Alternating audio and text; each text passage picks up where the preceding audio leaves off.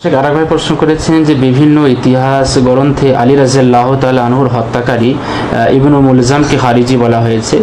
প্রশ্ন হচ্ছে, ইবনু মুলজামের মতন খারিজিদেরকে যদি রাষ্ট্রীয়ভাবে মৃত্যুদণ্ড দেওয়া হয় অথবা খারিজিরা স্বাভাবিকভাবে মারা যায়, তাহলে তাদের জানাজা পড়ার বিধান কি হবে? দেখুন, এর থেকে কথা হচ্ছে খারেজি যে সে কাফের কি না, যার জানাজা পড়ার কথা বলছেন সে কাফের কি না। যদি কাফের হয়, যদি ওলামারা বলেন যে হচ্ছে কাফের, এরা হচ্ছে কাফের, তাহলে তার জানাজা পড়া যাবে না। খুব সহজ কথা। যেমন অনেকেই বলে বেনামাজির জানাজা পড়া যাবে কিনা। ভাই, বেনামাজি কাফের কিনা সেটা জানলেই হবে, তেমনি খারেজি কাফের কিনা সেটা জানলে তাহলে বুঝতে পারবেন তার জানাজা পড়া যাবে কি যাবে না।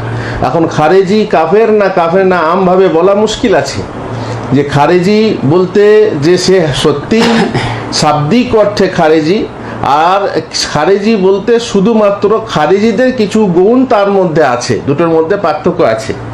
মানে হুয়া খারিজি আফিহে মানাল খরুজ, দুটোর মধ্যে পার্থক্য আছে। কাকে কাফের বলবেন, কাকে কাফের বলবেন না, সে নিয়ে ওলামাদের মতভেদ এই জন্যই আছে।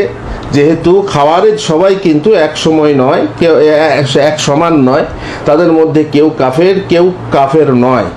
অতএব যেমন হযরত আলী রাদিয়াল্লাহু তাআলা আনহু খারেজিদের বিরুদ্ধে যুদ্ধ করার আগে তিনি বলেছেন, তাদের ব্যাপারে জিজ্ঞাসা করা হলে তিনি বলেছেন, ইখওয়ানুনা বাগাও আলাইনা, আমাদেরই ভাই। দেখেন, তার মানে কাফের না। হুম মিনাল কুফরি ফাররু, তারা কুফর থেকে মানে ভেগেছে, পলায়ন করেছে, তার মানে কুফর থেকে বাঁচতে চেয়ে এইসব করছে, তো তারা কাফের, মোট কথা কাফের নয়। আর কিন্তু অন্য হাদিসে যেটা আছে, ইয়ামরুকুনা মিনাদ-দ্বীন মুরুকাস সাহমি মিনার রামিয়া, তাদের এমন অবস্থা হবে যে দিন থেকে এমন বেরিয়ে যাবে যেমন তীর শিকার ভেদ করে বেরিয়ে যায়, তার মানে দিন থেকে খারিজ হয়ে যাবে। তারপরে বলা হয়েছে হুম কিলাবু আহলিন নার, তারা জাহান্নামীদের কুকুর, এ কথাও বলা হয়েছে। তারপরে বলা হয়েছে যে অন্য এক হাদিসে আছে যে তারা মুসলিমদেরকে, যেমন কোনো সাহাবাকে তারা কাফের বলেছে। এবার যদি কেউ সাহাবাকে কাফের মনে করে, মুয়াবিয়া ইত্যাদিকে যদি কাফের মনে করে, তাহলে বুঝতেই পাচ্ছেন যে ব্যক্তি কোনো মুসলিমকে কাফের বলবে, এখন কোনো মুসলিম রাষ্ট্রনেতা তাকে কাফের বলছে, সে যদি কাফের না হয়, তো যে মুসলিমকে কাফের বলবে সে নিজে কাফের। এই হিসাবে এইসব হিসাব করতে গিয়ে যদি দেখা যায় যে হ্যাঁ প্রকৃতপক্ষে খারেজি, যে খারেজির যে অর্থ আছে প্রকৃতপক্ষে খারেজি, সে কাফের, তার জানাজা পড়া যাবে না।